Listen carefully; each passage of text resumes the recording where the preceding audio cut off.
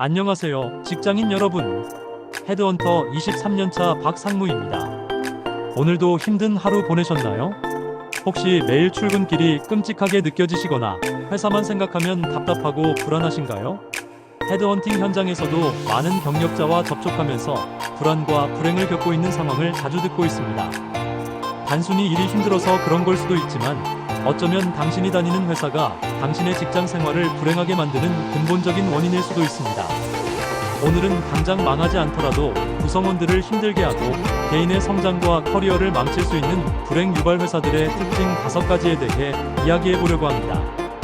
이 영상이 여러분의 현재 상황을 객관적으로 판단하고 더 나은 결정을 내리는데 도움이 되길 바랍니다.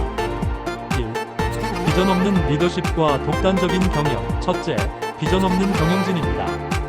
회사가 어디로 가는지, 왜 이 일을 해야 하는지에 대한 명확한 비전 없이 그저 흘러가는 대로 운영되는 회사는 구성원들에게 큰 불안감을 줍니다. 마치 나침반 없이 망망대해를 떠도는 배와 같다고 할까요?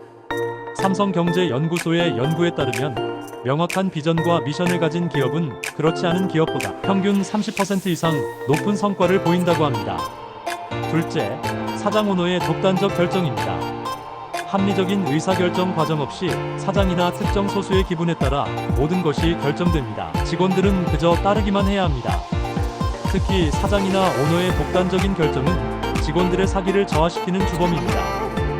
합리적인 의사결정 과정 없이 소수의 기분에 따라 모든 것이 결정된다면 직원들은 무력감을 느끼고 회사의 미래에 대한 불신만 커져갈 수밖에 없습니다. 한국노동연구원이 2022년 발표한 자료에 따르면 의사결정 과정에서 배제된 직원들은 그렇지 않은 직원들보다 이직 의도가 2.4배 높았습니다. 셋째, 책임지지 않는 리더입니다. 문제가 발생했을 때 책임을 아랫사람에게 떠넘기거나 반대로 성과는 혼자 가로채는 리더 밑에서는 그 누구도 즐겁게 일할 수 없습니다. 중요한 결정이 어떻게 내려지는지 알 수 없고 소통마저 단절된 불투명한 의사결정 구조는 답답함을 넘어 분노를 유발하기도 합니다. 2023년 잡코리아 조사에 따르면 리더가 책임을 회피하는 조직의 직원들은 평균 근속기간이 2.3년으로 책임지는 리더가 있는 조직 4.1년보다 현저히 짧았습니다. 사람을 존중하지 않는 조직 문화. 첫째, 비인격적 대우 및 갑질입니다.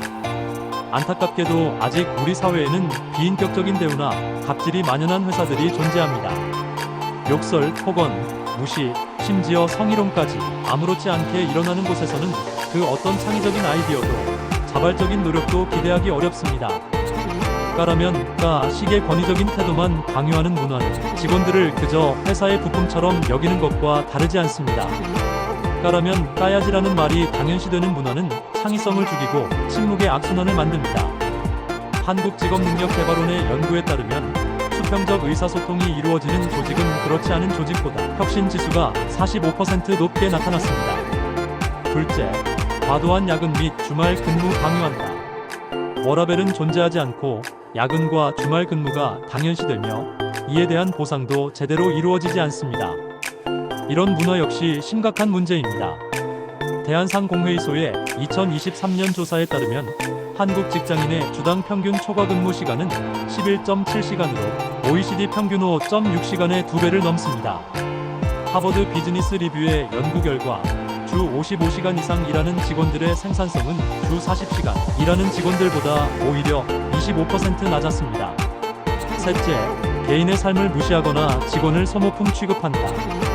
업무 시간 외에도 끊임없이 연락하고 업무를 지시하며 개인의 삶을 전혀 존중하지 않는 회사들도 있습니다.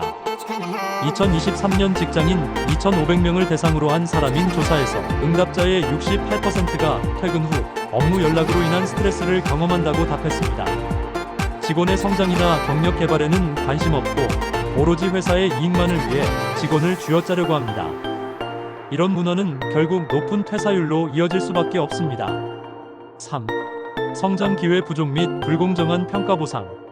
첫째, 고인물 문화로 변화 거부한다. 변화를 거부하고 과거의 방식만 고수하는 고인물 문화 속에서는 개인의 발전은 기대하기 어렵습니다. 새로운 기술이나 방법론 도입에 소극적이고 직원, 교육이나 성장을 위한 투자가 전혀 이루어지지 않는 환경은 마치 멈춰버린 시계와 같습니다. 우린 20년 동안 이렇게 해왔어. 굳이 바꿀 필요가 있나? 이런 말이 자주 들리는 회사는 고인물 문화가 형성되어 있을 가능성이 높습니다. 경영학자 클레이튼 크리스텐슨의 혁신 기업의 딜레마에서 말하듯 변화를 거부하는 기업은 결국 시장에서 도태됩니다. 대한상공회의소의 2023년 조사에 따르면 1인당 직원 교육비가 많은 상위 20% 기업들은 하위 20% 기업들보다 이직률이 40% 낮았습니다. 둘째, 불공정한 평가 및 보상입니다.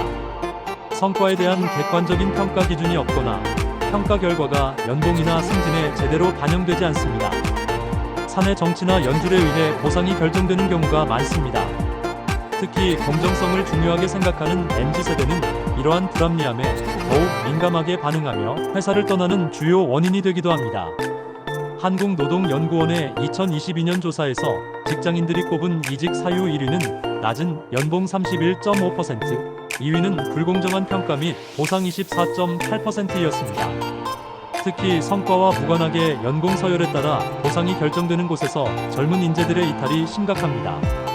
셋째, 낮은 연봉 및 열악한 복지입니다. 업계 평균에 비해 현저히 낮은 연봉과 기본적인 복리후생조차 제대로 갖춰지지 않은 회사 역시 직원들의 불만을 가중시키는 요인입니다. 4. 비효율적인 시스템과 만연한 사내 정치. 첫째, 보여주기식 업무가 만연합니다. 실제 성과보다는 상사에게 잘 보이기 위한 보여주기식 업무, 불필요한 보고서 작성과 형식적인 회의는 시간과 에너지를 낭비하게 만듭니다.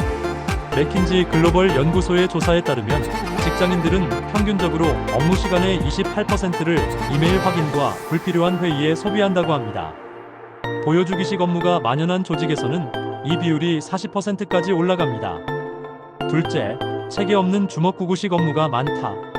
체계 없는 주먹구구식 업무 방식은 업무 프로세스가 없고 그때그때 닥치는 대로 일하며 혼란을 야기하고 책임 소재를 불분명하게 만들어 비효율성을 더욱 키웁니다. 하버드 비즈니스 리뷰에 발표된 연구에 따르면 명확한 업무 프로세스가 있는 팀은 그렇지 않은 팀보다 35% 더 높은 성과를 냅니다. 셋째, 부서 이기주의 및 협업 부재입니다. 부서 간 협력이 전혀 이루어지지 않고 서로 자기 부서의 이익만 챙기려 합니다. 그건 우리 부서 일이 아니에요라는 말이 자주 들리는 회사는 사일로 현상이 심각할 수 있습니다.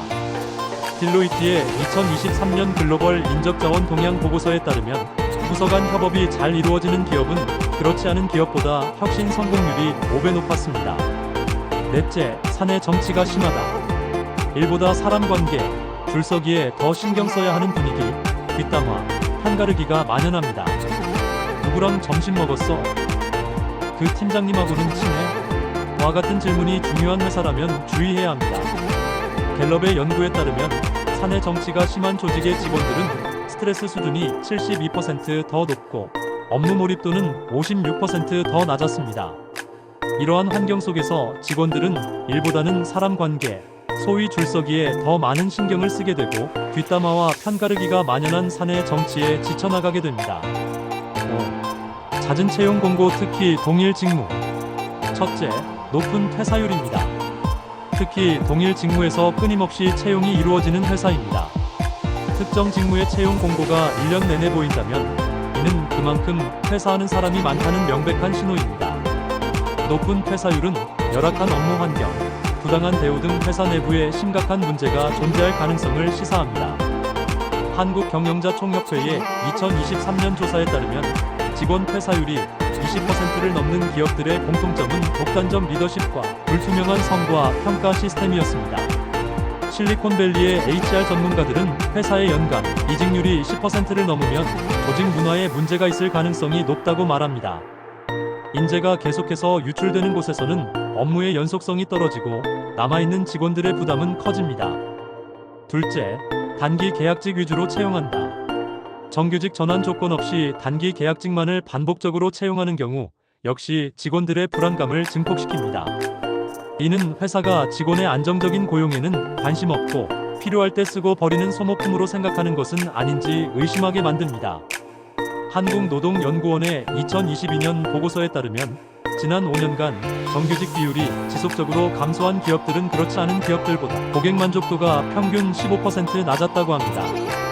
지금까지 직장 생활을 불행하게 만드는 회사의 5가지 특징에 대해 알아보았습니다. 이런 특징들이 한두 가지 정도 보인다면 개선의 여지가 있을 수 있지만 3가지 이상 해당된다면 심각하게 이직을 고려해 볼 필요가 있습니다. 하지만 막상 이직을 결정하기 전에 몇 가지 점검해 볼 사항이 있습니다. 1. 현재 상황이 일시적인 것인지 구조적인 문제인지 구분해 보세요. 직속 상사나 HR팀과 솔직한 대화를 시도해 보세요. 일부 기업은 피드백을 통해 변화하려 노력합니다. 3. 이직 전에 충분한 준비와 시장 조사를 하세요. 마지막으로 직장 생활의 질은 개인의 정신 건강과 직결됩니다. 2023년 대한직업환경의학회의 연구에 따르면 건강하지 못한 직장 환경에 5년 이상 노출된 직장인들은 우울증과 불안장애, 발병 위험이 일반 인구보다 2.7배 높았습니다. 당신의 소중한 시간과 능력을 존중하고 함께 성장할 수 있는 건강한 직장에서 행복한 직장 생활을 누리시기를 바랍니다. 오늘 영상이 여러분의 현명한 직장 생활에 조금이나마 도움이 되었기를 바라며 다음 영상에서 더 유익한 정보로 찾아뵙겠습니다. 감사합니다.